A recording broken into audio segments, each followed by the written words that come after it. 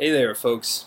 So it's been a really D&D filled day for me, which is thrilling. So okay, what I want to talk about today is frustration with people, and then how to move past that, and then a lot of other things that I've been looking at. So I was having an issue with my players a couple of nights ago, and I was finding myself being really frustrated, and what and they were too. It's generally it's not just me. It's a group thing when that kind of thing is happening. So it's something that's got to be addressed. So what I did was I called each of them individually to talk about what was going on. And you get a different story from everyone in terms of like what was frustrating them and what wasn't. So I don't want to talk too much about like the causes of frustration because I think it's really obvious when it happens. I'd rather talk a little bit more about the solutions. And the solutions that I have are mostly from improv theory, which has to do with saying yes, with piling on with what other people are doing and developing a flow and a story collectively. So,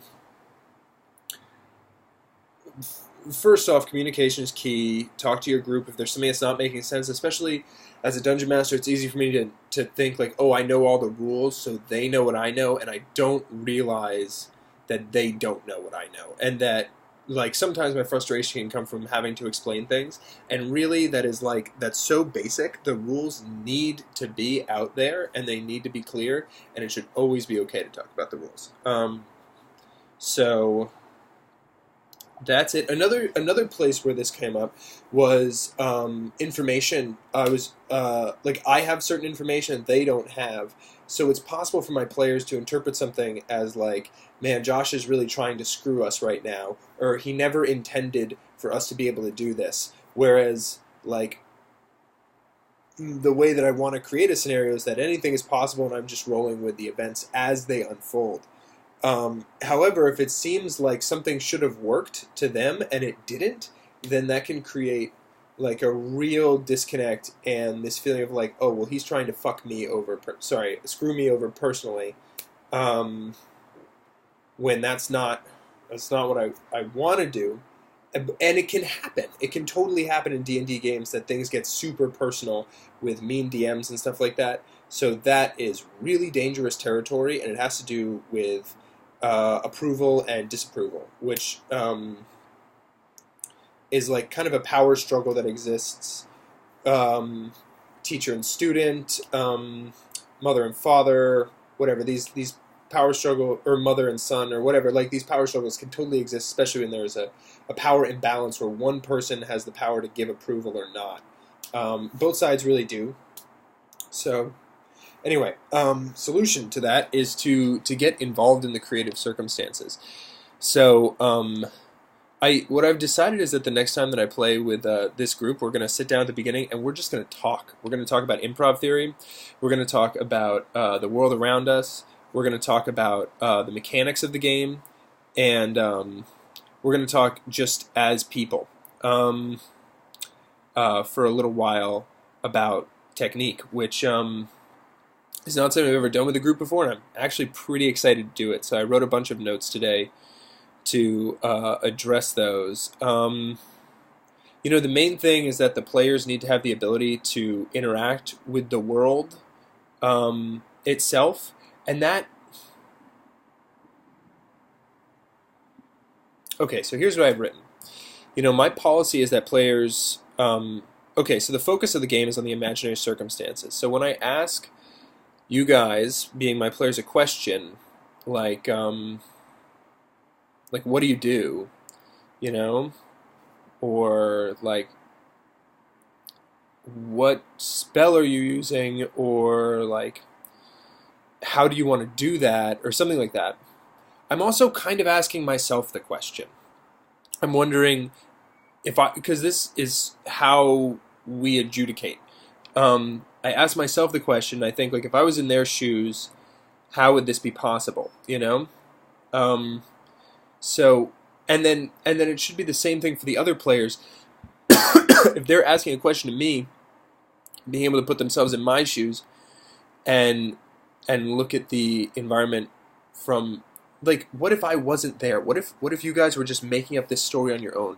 What do you think would be in the cave, that you're in? What do you imagine would be there?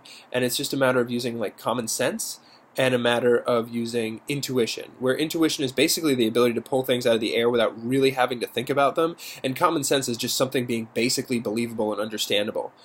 So, like, what would you expect to find in a cave? What would you expect to see on the forest floor? What kind of noises would you expect to hear on a river? These conjure up images in our minds anyway. I mean, everything is really created by language, not just in this game, but in life. Um, so so to look at things that way and to realize that we are creating this whole world together as they take actions and I take actions, because there can be this dynamic of the DM knows everything and we have to ask him and get his approval and stuff, and I don't want to know everything. I want to have a basic seed of what is probably going to happen or what is maybe going to happen, and then to react to them and invent things on the spot. That is the fun part, is being able to invent these things on the spot. Um, and see how they play out. My best ideas that I think are going to be so great that I'll come up with ahead of time are usually not even, like I have to work and try and reproduce what I think is supposed to be in my mind. Like, that just it doesn't work the same way as like just the genuinely being super present with people, like living there with them, like listening to them, the same way that you're listening to me right now, wherever and whenever you're listening to this. The things that I'm saying are creating things in your head, and if you were saying things to me, it would go both ways. Um, so if I ask a question like, "What do you see around you?" and you tell me, I can start to imagine what's over there. And I can actually share the creation of the world with my players. Now, there might be points where I'll have to kind of supersede, and my players will have to be able to say yes when I, maybe veto something if it comes out, and it's just got to be part of the game to go, okay, great, and just keep on rolling, because I'm doing everything that I'm doing in the interest of of the um, of like the experience, in the interest of the momentum of the story and the momentum of the characters and like the motivations that I see that are at play, um, and like the interesting things in the world, because I really want these stories to build up momentum and take on like a force of their own. So now I want to talk about ability checks. Ability checks are defined in the player's handbook as follows.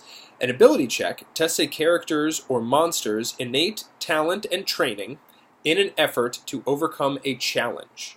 So an ability check tests a character's or monster's innate talent and training in an effort to overcome a challenge. Okay, so that's pretty general, but let's break it down a little bit. What does that mean? So I was looking at this earlier today.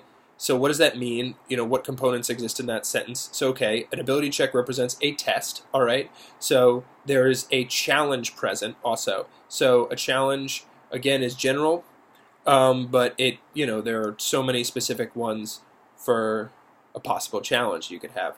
Maybe just cooking dinner is a challenge, or driving to work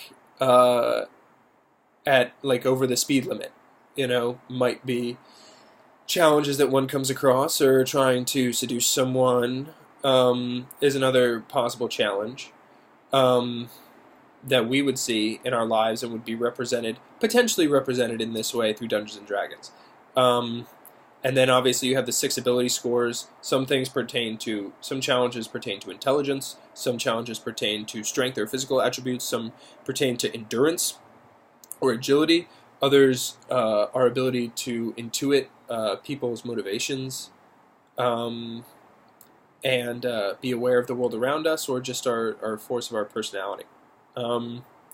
So those are the 6 attributes as defined in Dungeons and Dragons. Whether that kind of lines up with the real world, who cares?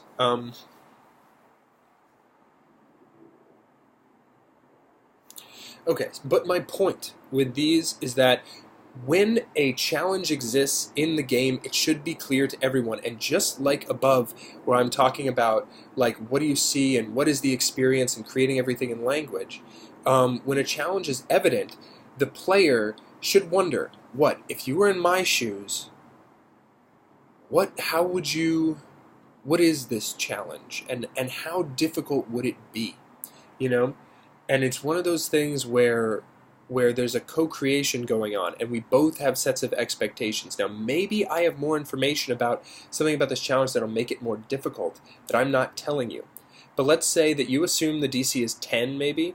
So DC is the difficulty, where a very easy challenge is a DC of 5, really easy to roll higher than 5, especially with bonuses, attributes, and training. And then 30 is nearly impossible.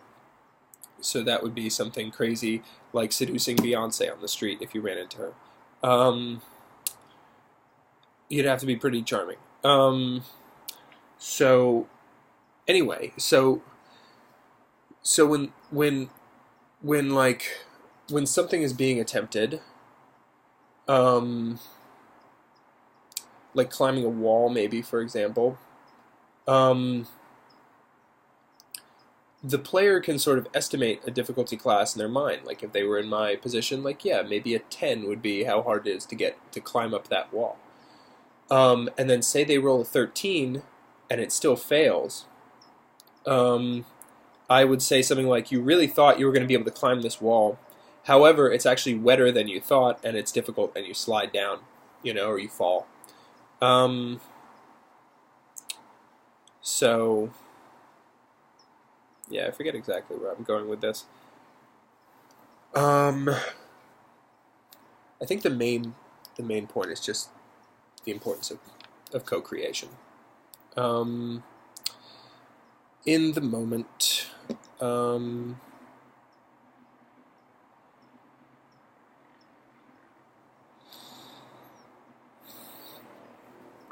so the other thing that one can do as a dungeon master is set expectations with players.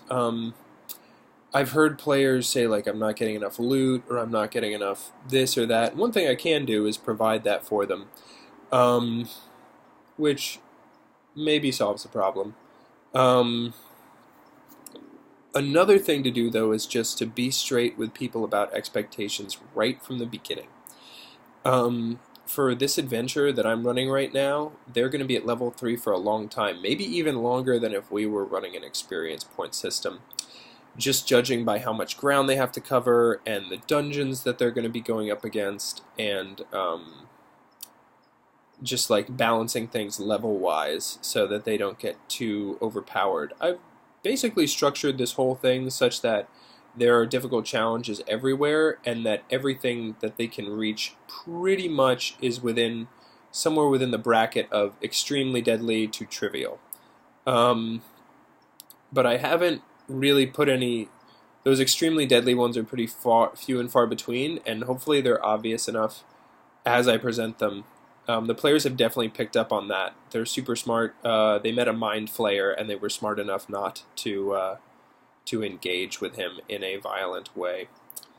And I work, in my prep, I work pretty hard to make there be consequences that are not necessarily lethal for doing something like that. So in the example with the Mind Flayer has this,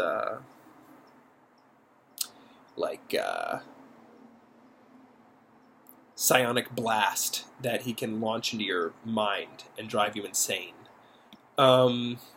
So, and it's like not just against you, it's against like a whole group of people. So I would have had him do that to the whole party, probably would have done a bunch of damage, and also they all would have had to roll wisdom saves. And anyone who failed would take on like a new level of madness. Their personality would start to split or fracture in one way, shape, or form. Which is cool, and then the Mind Flayer would just flee. So that way, he doesn't murder everybody, which is kind of an unsatisfying ending. It's like an interesting consequence that actually teaches them something about how the mechanics of the game work and stuff like that. And also gives them more stuff to play with. So yeah, this game is about tackling imaginary problems and having a creative experience where, like, the environment and the story can come alive. So there's really, I don't know, there's no right or wrong. There's only what's happening and how involved we are in the events. this whole game, like I said, is created in language, and none of it really exists, you know. And also, like, nothing exists because, the whole world out there is really only alive through our senses, and our imagination is really just an extension of that. It's all happening in our brain. Um, we wouldn't really exist without our senses. So, I guess as a DM and a player and a writer and just a storyteller, I really encourage everybody to just jump into their characters, like really first person. Imagine that you are inside your character's skin. You know, that is the beginning of really experiencing the imaginary circumstances of the world, and really getting something fulfilling and empowering out of this game. So I've been doing a lot of writing elsewise on my jungle campaign, which I hope to be filming within the month. And I've been developing new factions, and I've been reading a lot about the history of certain peoples in Africa, and memory and tradition and history, which is all coming up. I mean, Dungeons and Dragons really is a past-based historical sort of thing, and I've been continuing to watch Apocalypse Now for inspiration in terms of I don't know. There's something about the Vietnam War that's really captured my interest lately. So I'm not sure if I can explain it right here, right now. The future, though, expect this to be something that I talk about. All right. Well, thank you so much for listening. Yeah, I appreciate it. I think that's it. That's all I got for you guys tonight. So go forth, create, and enjoy yourselves. See ya.